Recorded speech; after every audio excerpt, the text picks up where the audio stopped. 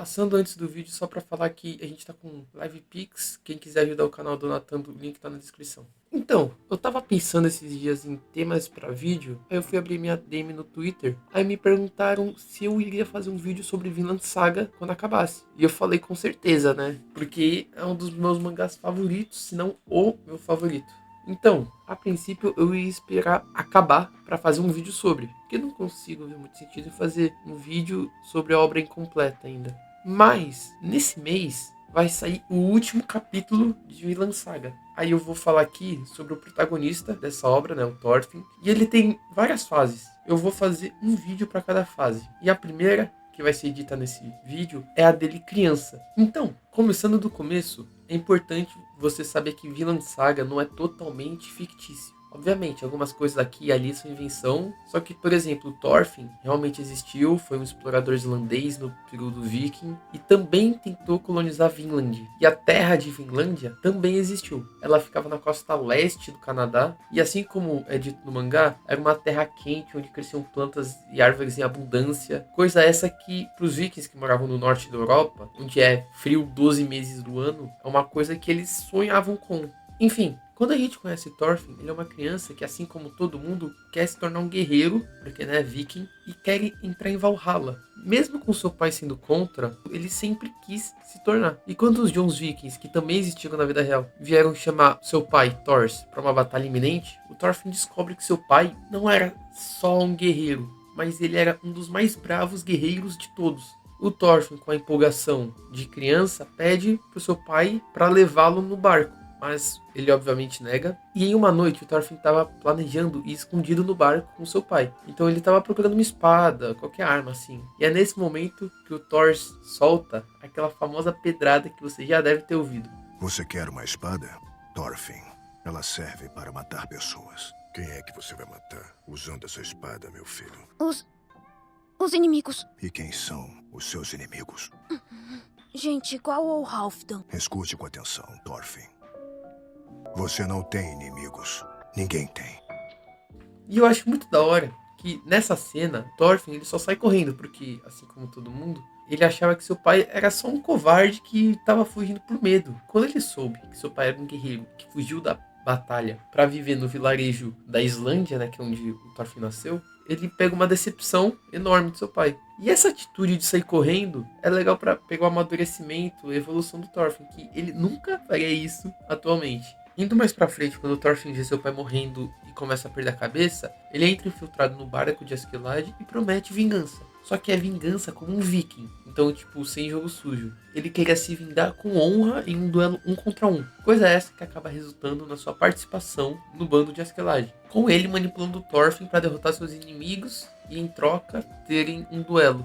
Inclusive, logo no começo, no capítulo 3 ou 4, tem uma frase que é uma pedrada, que eu acho muito massa logo no começo, que uma escrava diz que se sente parecida com Thorfinn. À primeira vista, quando você lê, porque esse é o começo, você lê e você pensa, é porque ele tá num lugar frio, sozinho, tá usando roupa suja, dessas coisas. Mas aí quando você lê tudo e relê, você imediatamente assimila com a frase que o Askeladd mesmo já disse, que é a ideia de todo mundo ser escravo de algo. Nesse caso, Thorfinn seria escravo justamente do seu rancor e sua obsessão por vingar a morte do seu pai.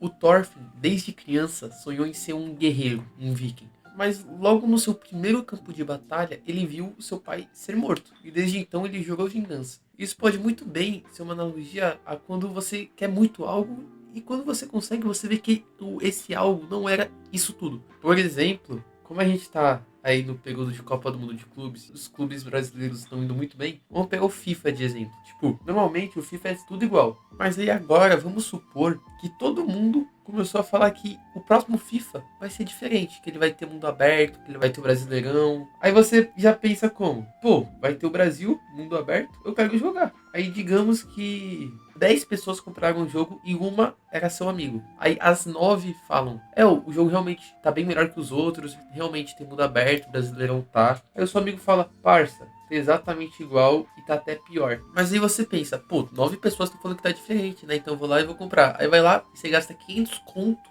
num jogo. Aí você vê que ele realmente não tinha nada de novo. E você fica extremamente decepcionado com isso. Talvez esse sentimento seja pelo menos um pouco próximo do sentimento do Thorfinnzinho quando viu o seu pai ser atingido por flechas. E não confunda esse sentimento que eu descrevi agora com a ânsia de ter e o tédio de possuir de Schopenhauer, porque nesse caso, o objetivo desde sempre foi algo ruim. E quando o Thorfinn se tornou um guerreiro, ele não concluiu seu objetivo, ele não atingiu o objetivo que ele tinha. Porque o objetivo dele em si mudou de ser um guerreiro para matar o Askeladd. E pela imaturidade de Thorfinn, não conseguiu enxergar o lado ruim em ser guerreiro. E ele pagou por isso. E desde então ele não saiu mais dos campos de guerra, seja contra inimigos, sendo utilizado como ferramenta para Askeladd, ou contra o próprio Askeladd em duelos 1 contra 1. Quando ele era criança, o Thorfinn não entendia seu pai. E o motivo é bem simples. Ele não entendia como ele renegava seu passado de guerra. Não somente seu passado, mas como a guerra no todo. E não somente a guerra. Ele repudiava a maioria dos atos comuns para a época. Ele tinha pensamentos revolucionários. Logo no começo, nós vimos que a família dele era a única no vilarejo que não possuía nenhum escravo. O Thors não explicava seu sentimento para ninguém. Ao meu ver, isso é por conta dele não ter mais esperança no mundo, digamos assim. Porque quando ele pegou essa ideia de paz e fugir das guerras, ele já era velho para a época. Então ele já estava rabugento, essas coisas, né? Diferente do Thorfinn, que quando entrou nessa onda, ele tinha apenas 19 anos, que foi na segunda temporada. E o Thors, ele era totalmente contra ter escravo. Tanto que, assim que eles encontram um escravo fugitivo, o Thors imediatamente socorre ele. Enquanto sua filha tá falando que ia ser burrice, porque se ficasse com ele ia arrumar problema com o dono. E mesmo assim, dá pra ver a vontade do Thors quando ele se propõe a comprar o escravo que tá à beira da morte por 8 ovelhas jovens. Bom, essa foi uma tentativa do Thors de libertá-lo das correntes, segundo o próprio Halfdan, dono do escravo. Logo depois dessa venda, o homem acabou morrendo, mas ele morreu sendo livre, não morreu preso. Ele chegou até a ganhar um túmulo, e o Thors, ele era o único que produzia tais atos. E o silêncio sobre seu passado levou o seu próprio filho a julgá-lo mal. Lembrando que aqui, né, é época viking, e quase todo mundo queria entrar para Valhalla. Então, uma criança nesse mundo viking ver todo mundo de um jeito e seu pai completamente o oposto é algo que a criança não entende mesmo, por não conseguir compreender, né? Não ser maduro o suficiente. Quando os vikings anunciam que o povoado da Islândia vai pra guerra, todos celebram, menos Thors. Até então, ele era o único que tinha vivenciado os dois lados, o de guerreiro e o de civil. Não só um dos melhores guerreiros, mas como um da elite, um dos generais dos Young Vikings, fingiu sua morte para ter paz. Futuramente nos é mostrado o motivo dele ter feito isso e como exatamente ele fez. Ele fingiu sua morte assim que sua filha mais velha, Ylva, nasceu. Sempre dizem, principalmente quando se é criança para adolescente, que só dá para entender um sentimento de pai ou mãe quando você for. Bom, no momento eu não sou pai nem mãe de ninguém, então não dá para entender. Mas com certeza ter uma filha foi um momento chave para a mudança do Thors. E eu acho incrível mesmo que tudo que eu disse nesse vídeo é só os primeiros 15 capítulos e alguns flashbacks mais pra frente. Vinland Saga é sem dúvida uma obra muito boa e merece mais reconhecimento do que já tem. E esse é apenas o primeiro vídeo que eu faço sobre ela. E com certeza, quando ela acabar, podem esperar que eu vou fazer muito vídeo sobre, porque eu gosto muito. Então é isso. Comenta o que você achou, deixa o like se gostou, se inscreve no canal para ajudar. Não esquece que, caso queira fazer uma doação para ajudar o canal, link na descrição. E é isso, rapaziada. Até o próximo vídeo e falou!